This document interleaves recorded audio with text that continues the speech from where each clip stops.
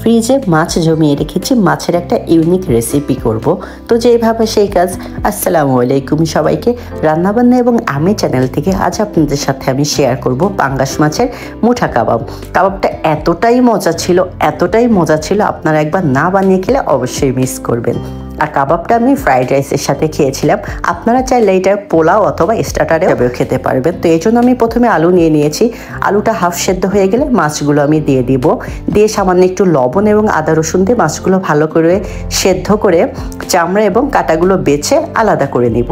এবং আমি সেই সাথে একটা নর্মাল একটা ব্যাটার তৈরি করব। এই জন্য নিয়েছি ময়দা, বেসন, লবণ, মরিচের গুঁড়া, একটু সামান্য জর্দার কালার দিয়েছি, একটু জিরার গুঁড়া দিয়েছি, একটু টেস্টিং সল্ট, গোলমরিচের গুঁড়া দিয়ে একটা শুকনা ব্যাটার তৈরি করে সামান্য একটু পানি দিয়ে একটা মিহি ব্যাটার তৈরি করে নিব। এর ভিতরে আমি সেদ্ধ করে রাখা আলু এবং মাছ দিয়ে দিয়েছি। লেবুর রস এবং লেবুর খোসা গ্রেট করে দিয়েছি, যেটা কাবাবের স্বাদটাকে ডিফারেন্ট একটা টেস্ট দিবে।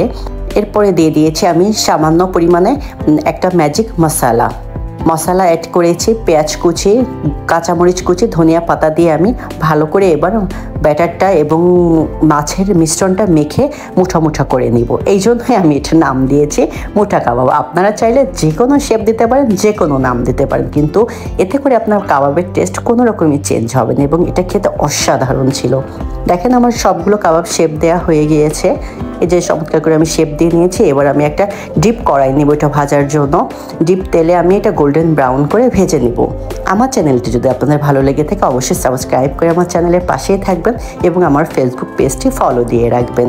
এবং রেসিপিটা ভালো লাগলে অবশ্যই একটা কমেন্ট করবেন এবং লাইক দিবেন। আজ এই পর্যন্তই, ভালো থাকবেন সবাই, আল্লাহ হাফেজ।